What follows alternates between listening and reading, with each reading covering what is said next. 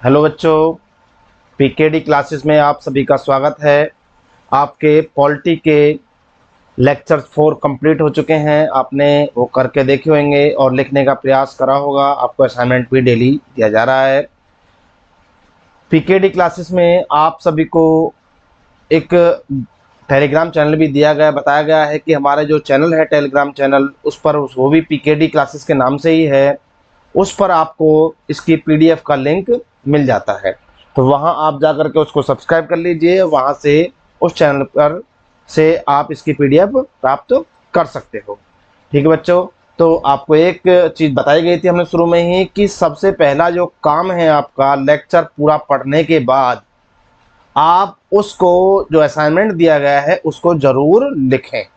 ये मेन काम है आपका कि असाइनमेंट तो लिखना ही लिखना है किसी भी हालत में। यदि आप डेली लिखोगे जो असाइनमेंट दिया जा रहा है, चाहे वो 10 मिनट में लिखा जाए, 20 मिनट में लिखा जाए, 1 घंटे में लिखा जाए आपको, या आधे घंटे में लिखा जाए, लिखना जरूर है। चाहे कुछ भी लिखो, आपको जितना भी याद हो उतना लिखो। ऐसा भी कर सकते हो बाई चांस आपको बिल्कुल याद नहीं रहा, कोई दिक्कत नहीं, आप देख के भी लिख सकते हो। जो आपको असाइनमेंट दिया गया है उस असाइनमेंट को नोट्सों से देख कर भी लिख सकते हो आप।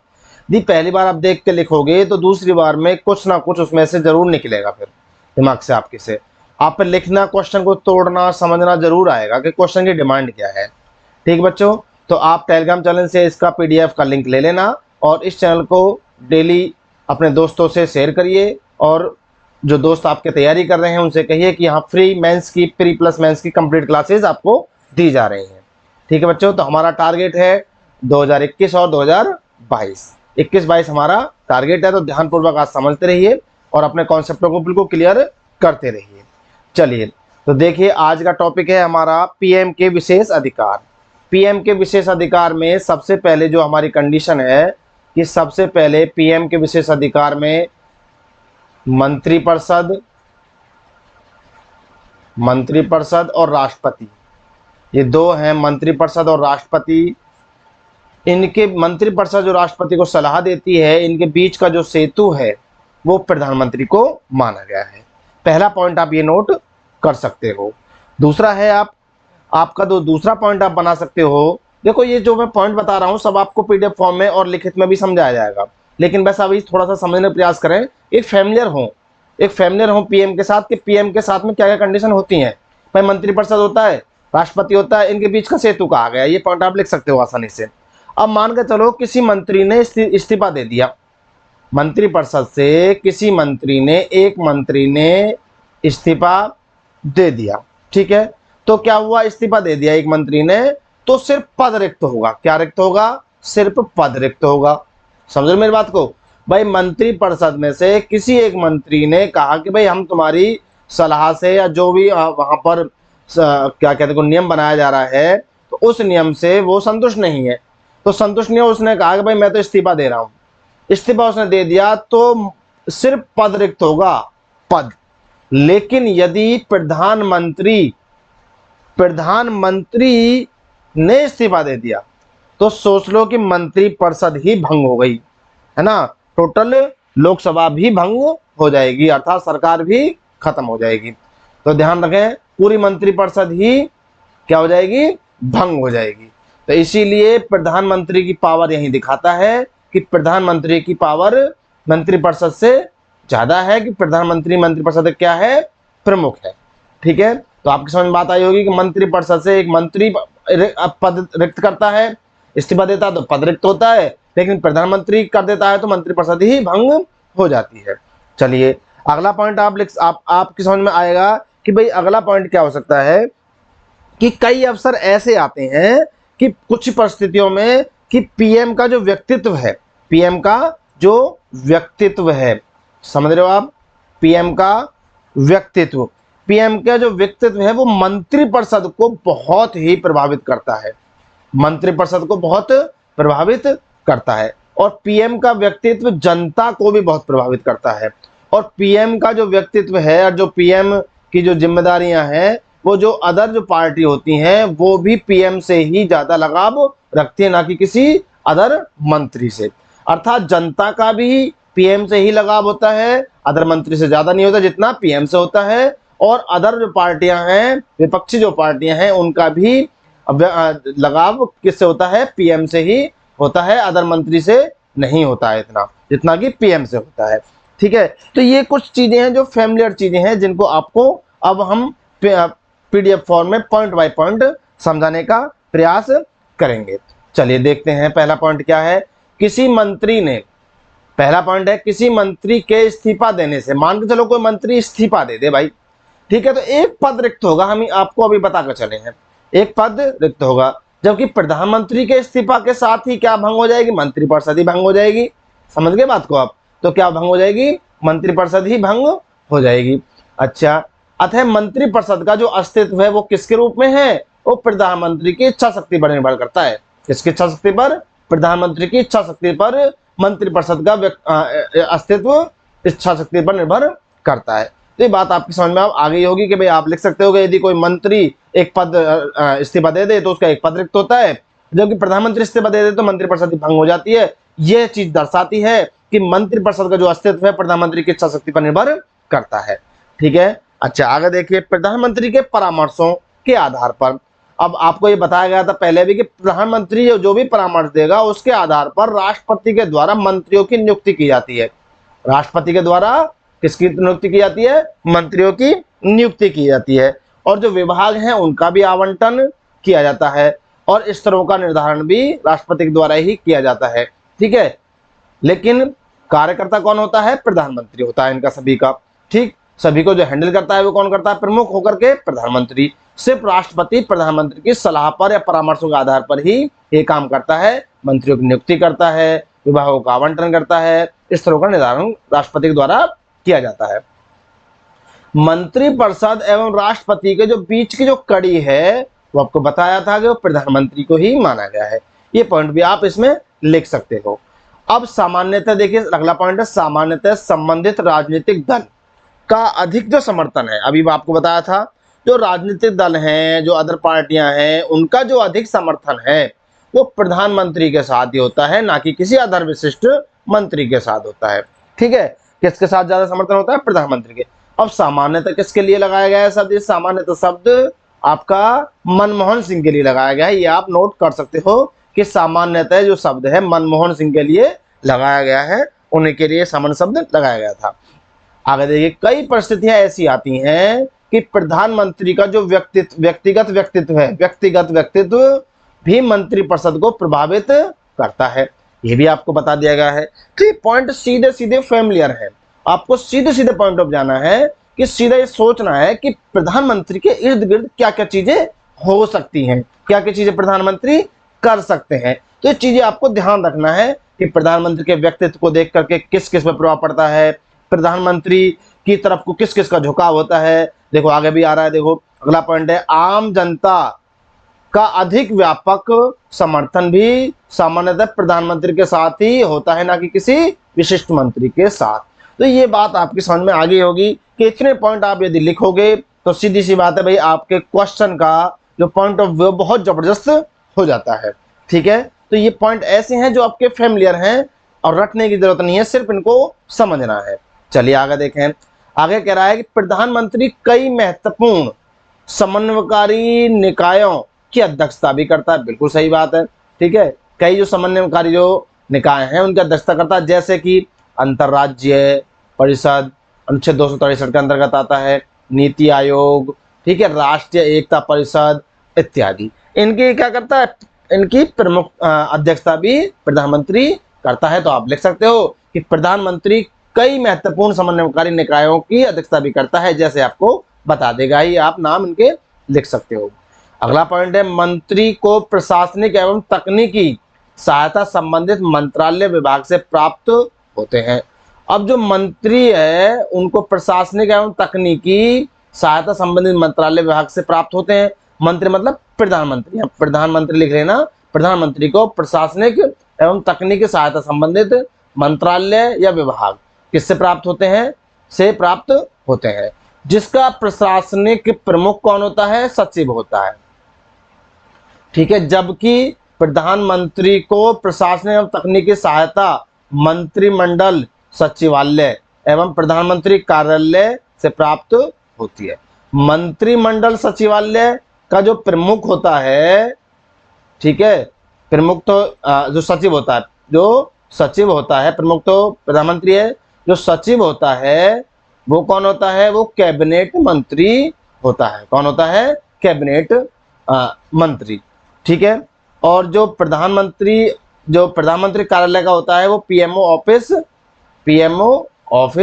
का होता है, वो पीएमओ ऑफिस से होता है, ठीक। चलिए आगे देखें। अब आगे है प्रधानमंत्री संसद का नेतृत्व करता है। प्रधानमंत्री किसका नेतृत्व करता है? संसद का। तो प्रधानमंत्री संसद का नेतृत्व करते हैं, ये आपको शुरू में बता दिया गया। संसद का जो नेतृत्व करते हैं वो प्रधानमंत्री करते हैं। तो ये आपके जो प्रधानमंत्री की जो विशेष अधिकार है मंत्रिपरिषद के संदर्भ में वो आपको बता दिए गए हैं, ठीक है। चलिए आगे देखिए। प्रधानमंत्री की शक्तियां एवं दायित्व। प्रधानमंत्री की शक्तियां एवं दायित्व क्या है? देखें, प्रधानमंत्री की शक्तियां एवं दायित्व।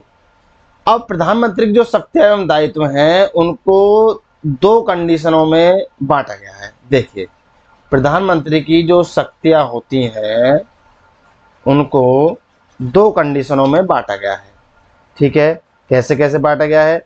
सबसे पहले तो आप ये देखें कि जो प्रधानमंत्री की जो शक्ति है, पीएम की शक्ति, ये पीएम है।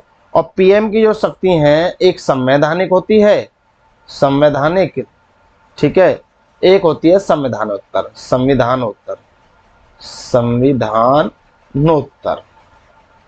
ठीक है। ये दो शक्तियां होती हैं।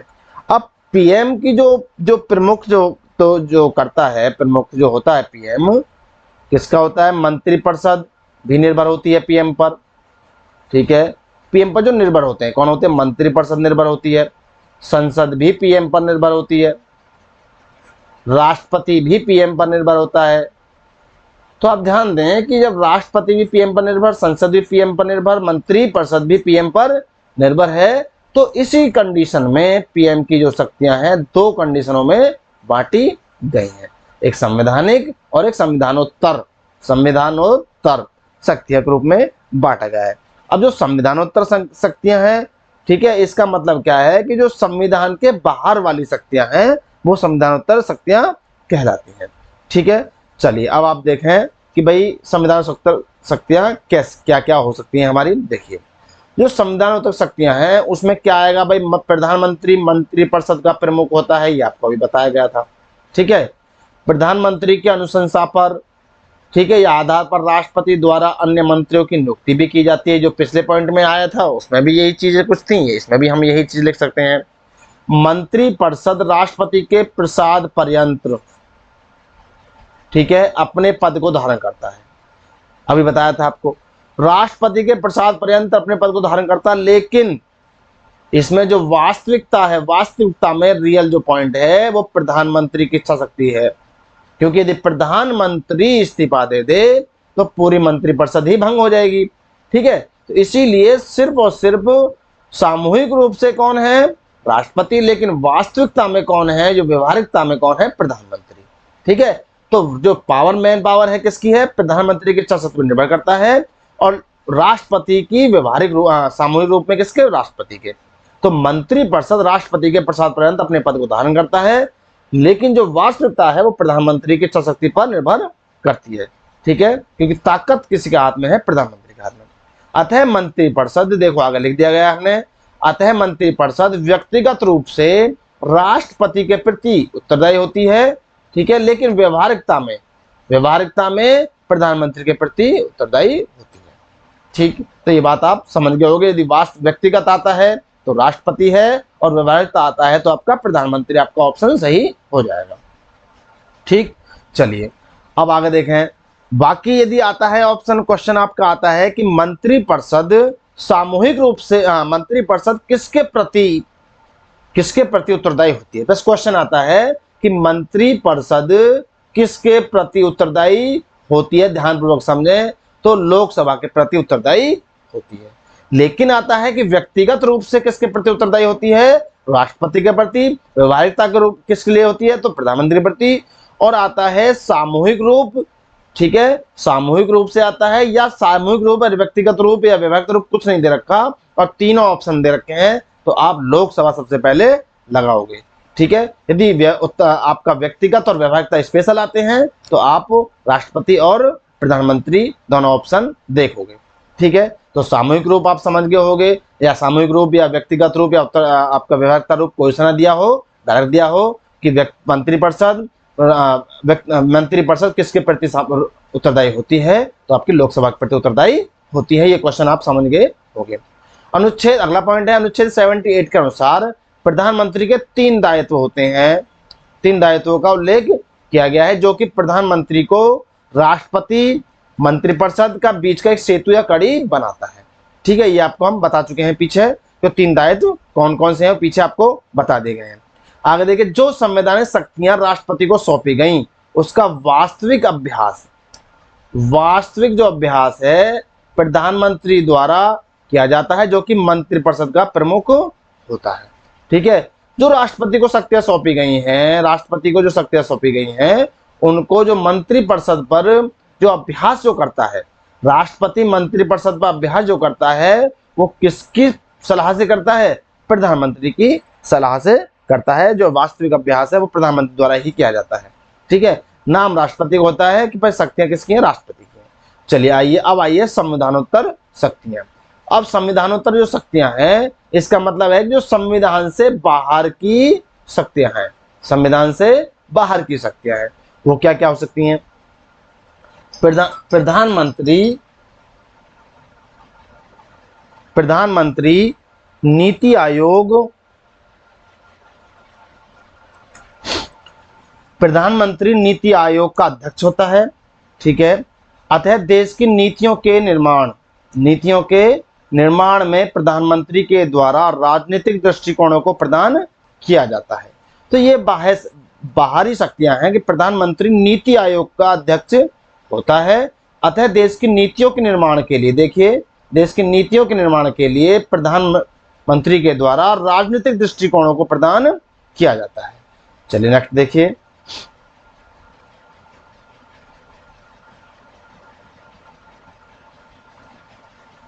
मंत्रालय एवं विभाग का पुनर्गठन प्रधानमंत्री के द्वारा किया जाता है। ये आपको पता है कि मंत्रालय विभाग का पुनर्गठन जो करता है वो भी प्रधानमंत्री ही करता है। शासन की महत्वपूर्ण नियुक्तियां प्रधानमंत्री के द्वारा ही की जाती हैं। इसको भी आप पॉइंट को लिख सकते हो। ठीक है, मंत्रालय विभाग के पुनर्गठन जो करता है वो प्रधानमंत्री करता है। शासन की जो महत्वपूर्ण नियुक्तियां हैं वो प्रधानमंत्री के द्वारा की जाती हैं। संघीय शासन की गतिविधियों को सुचारू रूप से चलाने हेतु प्रधानमंत्री अपने जो अधीन होते हैं, है ना, जो अधीनस्थ होते हैं, इनको अधीनस्थोन कर देना, अधीनस्थ जो होते हैं, अधीनस्थोन ऐसे लिख देना, अधीनस्थोन को आदेश या निर्देश, जो अधीनस्थ मतलब जो नजदीकी होते हैं उनके, जो मंत्रिपरिषद या मंत्रिमंडल नजदीक जो होते हैं उनके, उनका निर्देशन या जारी करने का अधिकार भी किसको होता है? प्रधानमंत्री को ही होता है, अधीनस्थों का। ठीक है, प्रधानमंत्री के द्वारा जारी किए गए निर्देशों के अनुपालन को सुनिश्चित करने हेतु वह अधीनस्थों से प्रतिवेदन को प्राप्त कर सकता है। प्रधानमंत्री के द्वारा जारी किए जो निर्देश हैं उनके अनुपालन का हो रहा है या नहीं हो रहा, जो निर्देश उसने दिए थे, ठीक है, उनको सुनिश्चित करने के लिए जो अधीनस्थ हैं, जो उसके कार्य को संभाल रहे हैं, उनसे वो उसका प्रतिवेदन प्राप्त कर सकता है, पूछ सकता है प्रधानमंत्री। भारत सरकार के बजट का निर्माण संसद के द्वारा स्वीकृति, ठीक है, एवं बजट के प्रभावी क्रियान्वयन का या परिपालन का मूल दायित्व प्रधानमंत्री का ही होता है। ध्यान दें, जो बजट जो पेश किया जाता है उसका और संसद के द्वारा स्वीकृति के बजट स्वीकृत होगा या नहीं होगा, बजट के प्रभावी क्रियान्वयन के कितना प्रभावी होगा वो, ठीक है, तो अर्थात बजट संबंधी जो भी चीजें हैं उनका जो पूरी जिम्मेदारी है वो किसके? प्रधानमंत्री के ही दायित्व पूरा बनता है।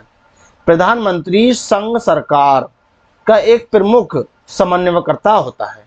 जो केंद्र सरकार है उसका सबसे प्रमुख समन्वयकर्ता होता है। इस उद्देश्य से प्रधानमंत्री नीति आयोग, राष्ट्रीय विकास परिषद, राष्ट्रीय एकता परिषद, अंतर्जातीय परिषद इत्यादि का अध्यक्ष होता है। ये आपको पहले बताया गया है, इन सभी का वो अध्यक्ष होता है। ठीक है, तो आप ये लिख सकते हो कि ये बाह्य क्या है, ये संविधानोत्तर शक्तियां हैं। संसद का नेतृत्व प्रधानमंत्री के पास होता है।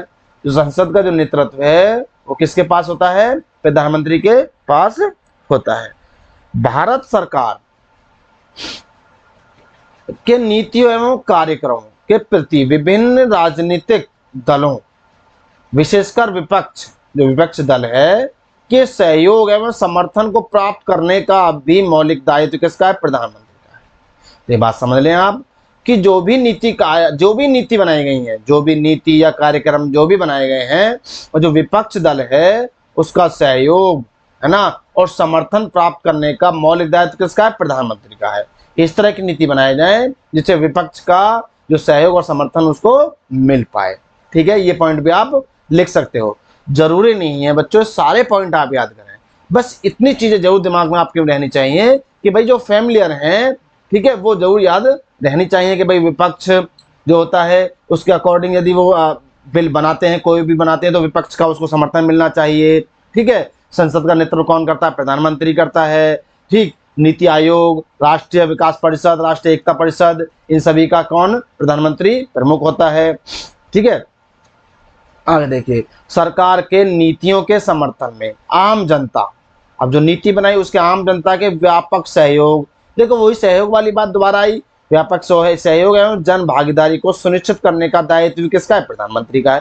बिल्कुल सिंपल से पॉइंट आसानी से याद हो जाएंगे, पर लिखना पड़ेगा आपको जरूर अपनी भाषा में कि सरकार की जो नीति जो सरकार बना रही है उनको समर्थन जनता, जो आम जनता है, उसका सहयोग एवं जन भागीदारी को सुनिश्चित करने का अधिकार किसका है, प्रथम दायित्व प्रधानमंत्री का ही है।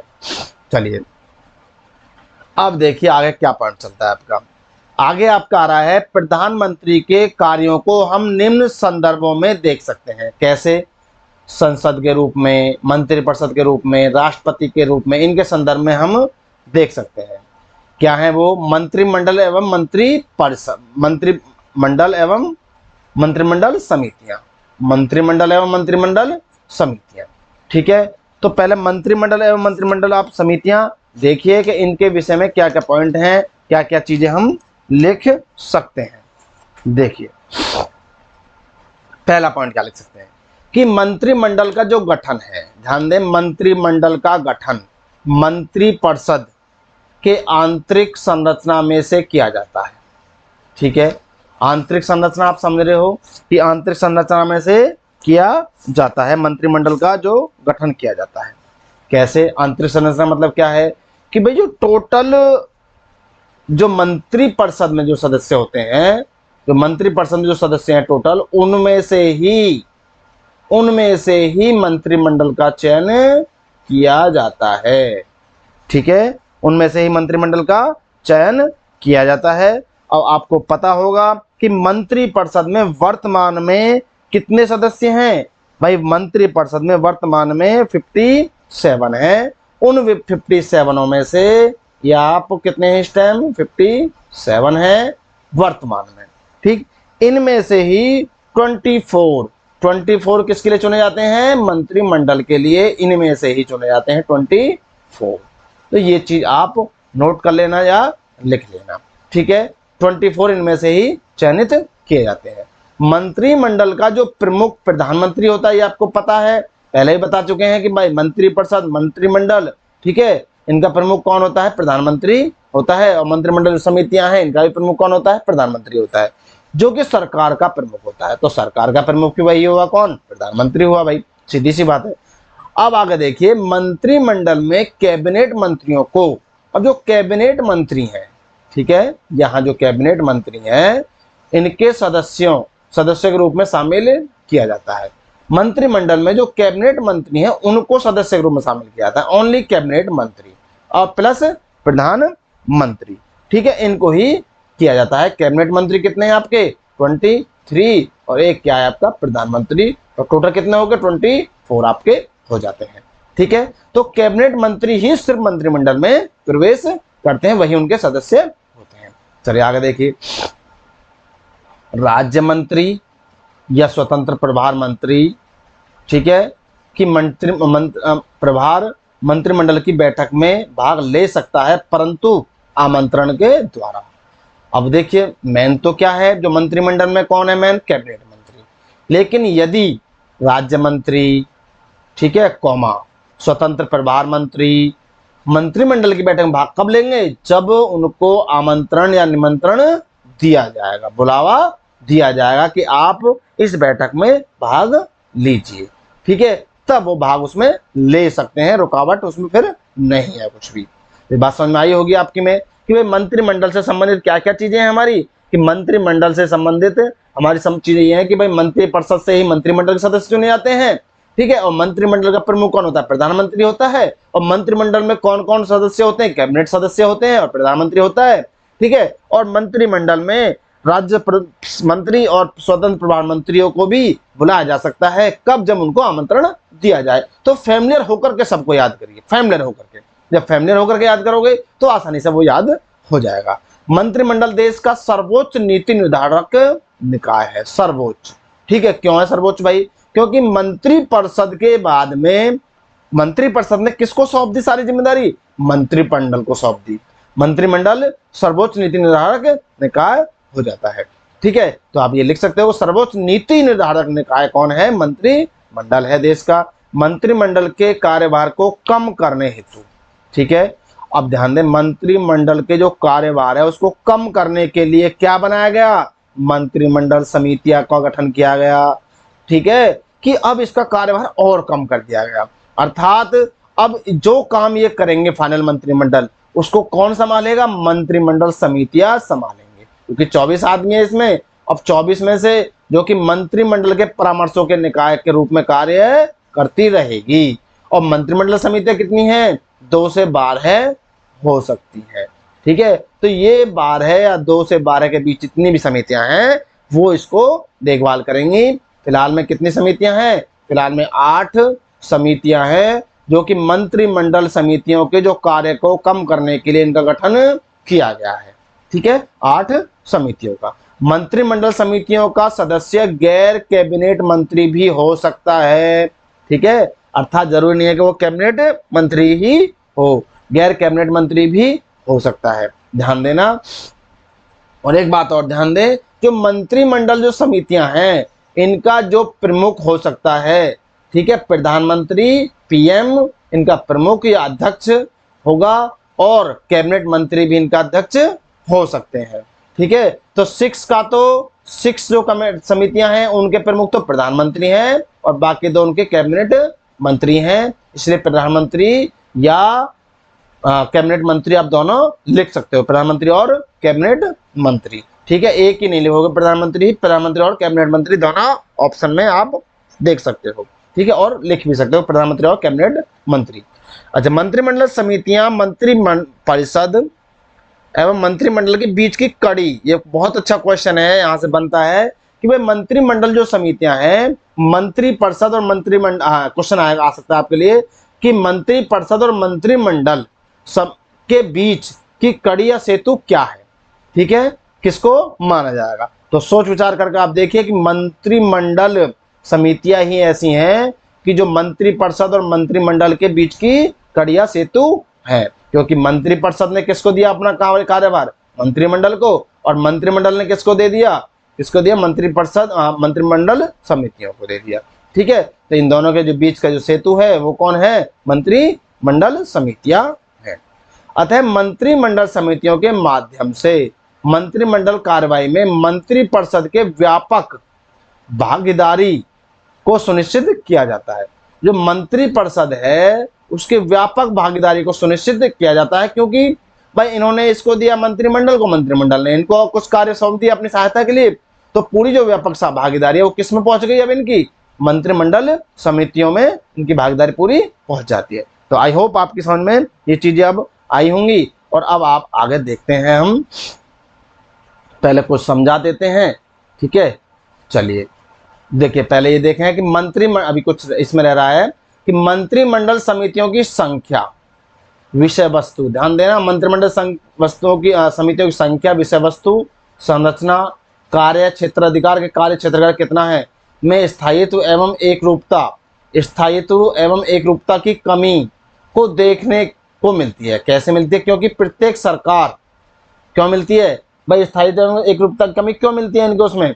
क्योंकि प्रत्येक सरकार द्वारा प्रशासनिक सुविधानुसार, अपनी सुविधानुसार, जो भी प्रशासन की सुविधानुसार मंत्रिमंडल समितियों का गठन किया जाता है। संख्या घट बढ़ सकती है, 2 से 12 के बीच रह सकती है, विषय वस्तु भी चेंज हो सकता है, संरचना कैसी है उसको भी चेंज कर सकते हैं, कार्य क्षेत्र अधिकार भी चेंज किया जा सकता है। तो ये पॉइंट आप देख सकते हो कि संख्या, संरचना, विषय वस्तु और कार्य क्षेत्र आपके 4 पॉइंट हैं, इनको चेंज किया जा सकता है। ठीक है, कब, किसके अकॉर्डिंग? जो सरकार आएगी, प्रत्येक सरकार अपने प्रशासनिक अधिकार सुविधानुसार और अपने कार्य को संभालेगी, इसलिए स्थायित्व एवं एकरूपता में इनकी में कमी देखी जाती है।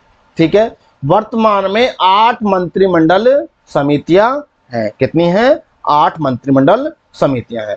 तो यहां पर देखें आवास, ठीक है, आवास है ना, और संसदीय, आवास और संसदीय को छोड़कर, इन दोनों को छोड़कर बाकी सभी जो 6 है, ध्यान देना ये 2, इन दोनों को छोड़कर बाकी जो 6 बची, उन 6 का जो अध्यक्षता करता है वो कौन करता है? प्रधानमंत्री। ठीक है, कौन होता है उनका प्रमुख? प्रधानमंत्री होता है। और बाकी 2 उनका कौन होता है? कैबिनेट मंत्री होता है। ठीक है, तो ये आपको समझ में आ गया होगा। पहले क्या है, देखो आपको ये इतना बड़ा पॉइंट याद नहीं करना है, ये वाला पॉइंट, ये तो सभी में सेम है। देखिए, सिर्फ आपको देखना है कि नियुक्ति मामलों में, मंत्रिमंडल समिति नियुक्ति मामलों में, आवास पर, है ना, आवास, नियुक्ति, आवास, आर्थिक मामलों में, राजनीतिक मामलों में, संसदीय मामलों में, सुरक्षा के मामलों में और निवेश एवं विकास के मामलों में ये मंत्रिमंडल की समितियां बनी हैं। ठीक है, तो आपकी समझ में आ गई होंगी। पर नियुक्ति के मामले में होगी, आवास के मामले में होगी, आर्थिक के मामले में होगी, राजनीतिक के मामले में होगी, संसदीय मामले में होगी, सुरक्षा और निवेश एवं विकास के मामले में, रोजगार और कौशल विकास के मामले में ये आपकी क्या है? समितियां हैं। आपको इतना इतना पॉइंट याद करना है। तो एक क्रम बना लेना, सीक्वेंस, कि आवास और आपका किसको? संसदीय मामलों को छोड़कर किसकी अध्यक्षता कौन करता है? अध्यक्षता बाकी की प्रधानमंत्री करता है। चलिए, मंत्रिमंडल समितियों के संदर्भ में विशेष पॉइंट क्या हो सकते हैं? देखिए, वर्तमान समय में मंत्रिमंडल समितियों में सदस्यों की संख्या कितनी है? 2 से 12 तक है। ठीक है, इन्हीं के बीच में बनी रहेगी। मंत्रिमंडल समितियों में विशेष आमंत्रण के द्वारा भी कुछ मंत्रियों को बुलाया जाता है। अब मान के चलो मंत्रिमंडल समितियां जो हैं, कुछ विशेष आमंत्रण के द्वारा भी किसी को, जो विशेष आमंत्रण के द्वारा जो मंत्री हैं उनको बुलाया जा सकता है, जैसी जरूरत हो। ठीक, चलिए अब देखिए, पहले आप ये चीज समझिए कि भाई सबसे पहले जो हमारी जो जनता है, जो प्रशासन जो करती है, जो प्रशासन कौन करती है? जनता। कौन करती है? जनता। जनता कितनी है? 130 करोड़ प्लस। ठीक है, 130 करोड़ प्लस, ये जनता। ध्यान रखें, 130 करोड़ जो जनता है वो प्रशासन करती है, क्योंकि हमारा जो प्रणाली है वो कौन सी है? आपकी संसदीय प्रणाली है। ठीक है, अच्छा, अब इसके बाद में जब जनता करती है तो जनता ने किसको सौंपा? जनता ने ये दायित्व किसको सौंपा? जनता ने सौंपा, आपके दिमाग में बात आ रही होगी भाई, संसद को। किसको? संसद को। अब 130 करोड़ जो जनसंख्या है उसका जो दायित्व किसके पास आ गया? संसद के पास आ गया। ठीक है, क्योंकि संसद में इन व्यक्तियों ने, 30 करोड़ व्यक्तियों ने संसद में अपने व्यक्ति चुनकर भेजे। ठीक है, अच्छा, अब इसमें कौन कौन? लोकसभा और राज्यसभा। ठीक है, अब लोकसभा में कितने सदस्य हैं? आपके 545, और राज्यसभा में कितने हैं? आपके 245। ठीक है, अभी 545 ही रहेंगे क्योंकि और ये 245। ठीक है, अब जो 2 एंग्लो इंडियन हैं वो अभी लगेंगे इस सरकार में, वो लगेंगे, अगली बार से वो नहीं लगेंगे। ठीक है, तो टोटल कितना हो जाता है? 500 और 200 790। कितना हो जाता है? 790 आपका हो जाता है। ठीक है, अब टोटल 790 जो सदस्य हैं, इन सदस्यों को क्या जिम्मेदारी दी 130 करोड़ जनसंख्या ने? कि भाई आप हमारा दायित्व करोगे, सरकार को, प्रशासन को चलाओगे। ठीक है, अब 790 जो है। अब इनके बाद में संसद के बाद में क्या हुआ, संसद के बाद में आपका फिर बना मंत्रिपरिषद। क्या हुआ, मंत्रिपरिषद। अब संसद ने किसको सौंपा, किसको सौंपा, मंत्रिपरिषद को। अब मंत्रिपरिषद में जो वर्तमान में जो सदस्य हैं वो कितने हैं, वो नोट कर लें आप, कि मैंने आपको अभी पहले भी बताया कि मंत्रिपरिषद में टोटल 57 है। कैसे कैसे, एक तो प्रधानमंत्री, 23 आपके कैबिनेट मंत्री, ठीक है, कैबिनेट मंत्री 23 हो गए आपके, 9 आपके हो गए स्वतंत्र प्रभार मंत्री, और आपके 24 हो गए राज्य मंत्री। ठीक है, ये स्वतंत्र प्रभार मंत्री, स्वतंत्र प्रभार मंत्री, ये राज्य मंत्री, ठीक है, ये कैबिनेट मंत्री, और ये हो गया पीएम। ठीक, टोटल हुए आपके 57 भाई, आपके 24 और 9 33, 33 और 23 56 और 1 57, 57 टोटल आपके हो जाते हैं, जो आपको बताया गया था। ठीक है, तो कितने हो गए, 57। देखिए, एक क्या है प्रधानमंत्री, 23 क्या है कैबिनेट मंत्री, 9 क्या है आपके स्वतंत्र प्रभार मंत्री, और 24 क्या है राज्य मंत्री। अब जो संसद है इसने अपना भार किस पे सौंप दिया दायित्व, कि भाई मंत्री परिषद इसको संभालेगी, 57 आदमी इसको दिए गए हैं। अब जो 57 आदमी है इसने किसको सौंप दिया, मंत्रिमंडल को। किसको, मंत्रिमंडल को। तो अब पूरा दायित्व किसको दे दिया गया, मंत्रिमंडल को दे दिया गया। लेकिन कितने, ध्यान दें, कितने आदमी आएंगे बस मंत्रिमंडल में, आपको बताया गया था सिर्फ और सिर्फ ये वाले आएंगे बस, 24। ठीक है, 1 + 23 = 24, सिर्फ आपके क्या आएंगे, ये मंत्री आएंगे। ठीक है, कैबिनेट मंत्री +1 प्रधानमंत्री मंत्रिमंडल में आपके आते हैं। अब इसके बाद में आपका कौन आता है, फिर प्रधानमंत्री आता है। दायित्व पूरा किसके अंडर आ जाता है, प्रधानमंत्री। और प्रधानमंत्री कितना होता है, हमारा देश का एक होता है प्रधानमंत्री। ये बात समझ में आ गई होगी आपकी में। ये चीजें मैंने आपको समझाई, ये आप नोट कर लेना। आपको इस तरह से, आप जैसे भी आपको लग रहा हो सुटेबल, ऐसे आप नोट कर सकते हो। अब देखिए, अब इनके जो मंत्रिमंडल है और जो मंत्रिपरिषद है, इसका बीच का जो सेतु है, जो कड़ी है, वो किसको बनाया गया, वो किसको बनाया गया, मंत्रिमंडल समितियों को, मंत्रिमंडल समितियों को। ठीक है, मंत्रिमंडल समितियों को। अब मंत्रिमंडल समिति कितनी हो सकती है, 2 से 12 हो सकती है। तो 24 से भी टूट के कितनी आ गई, 2 से 12। ठीक है, अब डायरेक्ट या तो सीधा सीधा आप मंत्रिमंडल में सीधा सीधा मुद्दा पहुंचा सकते हो, या आप मंत्रिमंडल समितियों के पास भी पहुंचा सकते हो। तो वहां से यहां जांच हो जाएगी, यहां से यहां इनके ऊपर ऑर्डर जो भी निकलेंगे वो निकल जाएंगे। तो ये बात समझ में आपकी में आई होगी। ठीक है, आई होप आपको इंटरेस्ट आ रहा होगा, आप इनको याद कर पाओगे। जो आपको चीज जैसे बताई जा रही हैं ऐसे आप याद कर पाओगे। चलिए, अगला पॉइंट क्या है, मंत्रिमंडल सचिवालय के द्वारा, मंत्रिमंडल जो सचिवालय है उसके द्वारा मंत्रिमंडल समितियों को सहयोग एवं समर्थन प्रदान किया जाता है। बिल्कुल सीधी सी बात है भाई। जो मंत्रिमंडल सचिवालय के द्वारा, मंत्रिमंडल जो सचिवालय है उसके द्वारा सहयोग, है ना, और समर्थन प्रदान किया जाता है। ठीक है, चलिए, कैबिनेट सचिव, जो कैबिनेट सचिव होता है वो देश का वरिष्ठतम लोक सेवक होता है। आपको बताया गया था कि जो कैबिनेट सचिव है वो क्या होता है, देश का वरिष्ठतम लोक सेवक होता है, जो कि प्रधानमंत्री का सलाहकार होता है। देखो ध्यान देना, ये तो होता है प्रधानमंत्री का सलाहकार, है ना, और वरिष्ठतम लोक सेवक की नियुक्ति कैबिनेट सचिव के रूप में की जाती है, कैबिनेट सचिव के रूप में की जाती है। और कैबिनेट सचिव सिविल सर्विसेज बोर्ड का प्रमुख भी होता है। ठीक है, राष्ट्रीय सुरक्षा सलाहकार प्रधानमंत्री कार्यालय के अधीन होता है।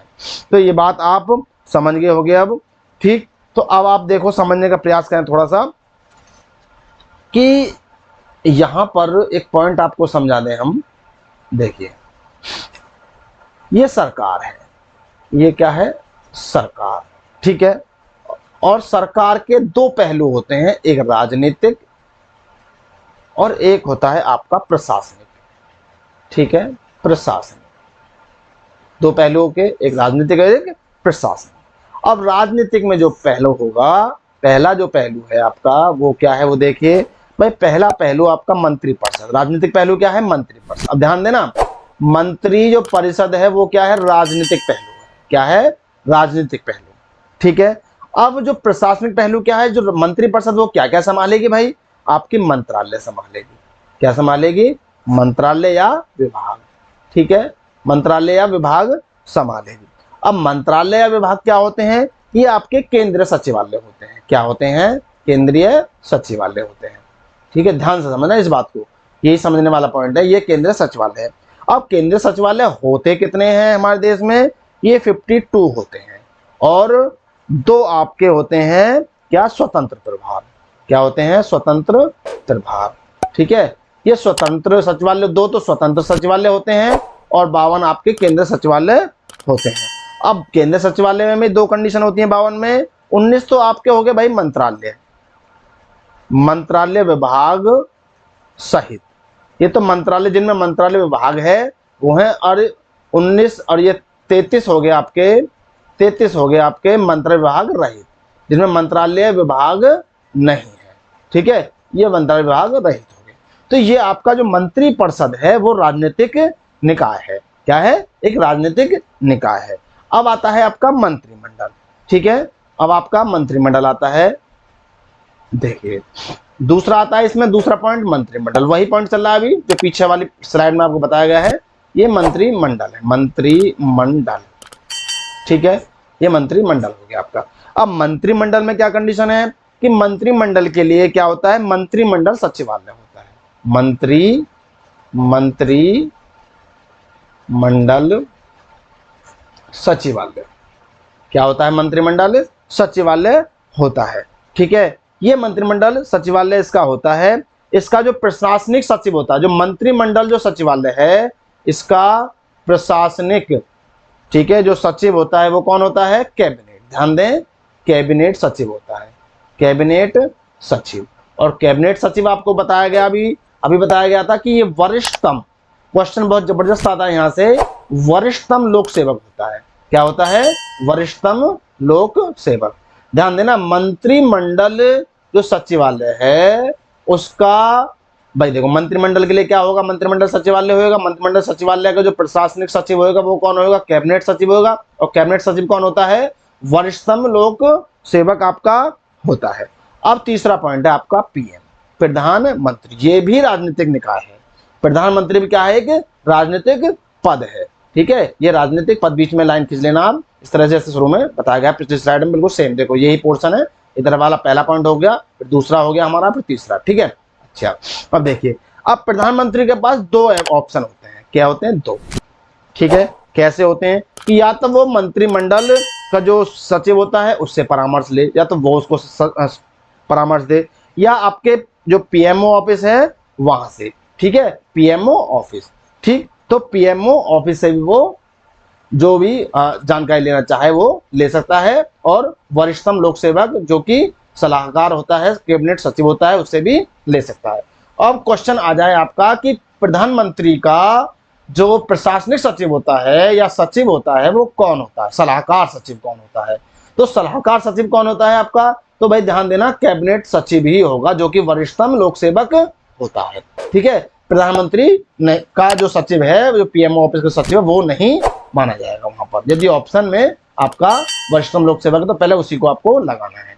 ठीक है, तो आपका वरिष्ठतम लोक सेवक होगा। तो ये बात आपकी समझ में आज आई होगी, यही चीजें आपको समझाई गई हैं कि भाई पीएमओ के 2 सलाहकार होते हैं, एक वरिष्ठतम लोक सेवक जो कि मंत्रिमंडल सचिवालय का सचिव होता है, एक पीएमओ ऑफिस का जो सलाहकार होता है। ठीक है, एक वो आपका, ठीक, 2 होते हैं। लेकिन जो आंसर यदि आपको लगाना है, जो सही आंसर होगा जब पूछा जाए आपसे, तो आपको वरिष्ठतम लोक सेवक ही लगाना है। ठीक, तो ये पॉइंट आपकी समझ में आ जाए होंगे, आपको ये बताई गई हैं चीजें। ठीक है, राष्ट्रीय सुरक्षा सलाहकार प्रधानमंत्री कार्यालय के अधीन होता है, ये आपकी समझ में आ गया होगा। तो ये पॉइंट आपको आज समझाए गए हैं, बहुत अच्छा टॉपिक आपका समझाया गया है आज। ठीक है, इसको आप ध्यानपूर्वक करें, समझने का प्रयास करें, और आपके सामने आज का असाइनमेंट जब आप पढ़ोगे और फिर आप लिखोगे, कैसे लिखोगे, कितना लिखोगे, देख लीजिए। क्वेश्चन देखें, सबसे पहले क्वेश्चन की डिमांड को समझें, क्वेश्चन ने क्या मांगा है। प्रधानमंत्री के विशेष अधिकार को मंत्रिपरिषद के संदर्भ में समझते हुए चर्चा करें। तो सबसे पहले तो आपको प्रधानमंत्री के जो विशेष अधिकार हैं उनको मंत्रिपरिषद के संदर्भ में समझते हुए चर्चा करना है, समझाते हुए चर्चा करें, ये समझाते हुए लग लेना, ठीक है। तथा प्रधानमंत्री की शक्तियों को व्यापक रूप से 2 भागों में बांटा गया है, उन पर चर्चा करते हुए प्रधानमंत्री के दायित्वों को समझाइए या निर्धारण करें। तो ये बात समझ में आ गई होगी, प्रधानमंत्री के दायित्व क्या क्या हैं, प्रधानमंत्री के विशेष अधिकार जो मंत्रिपरिषद के संदर्भ में वो क्या क्या हैं। आप इनको मिक्सअप करते हुए 250 से 300 शब्दों में आप लिख सकते हो। आपको लिखना है, प्रयास करना लिखने का, जितना भी लिखा जाए। और लिखने के बाद आप अपनी कॉपी की पीडीएफ हमारे टेलीग्राम चैनल पीकेडी क्लासेस पर डालोगे, वहां से आपकी कॉपी चेक की जाएगी। ये विशेष ध्यान रखें कि आपको डेली लिखना जरूर है जो असाइनमेंट आपको दिया जा रहा है। तो ठीक है बच्चों, आज के लिए गुड बाय, ओके, लगे रहो।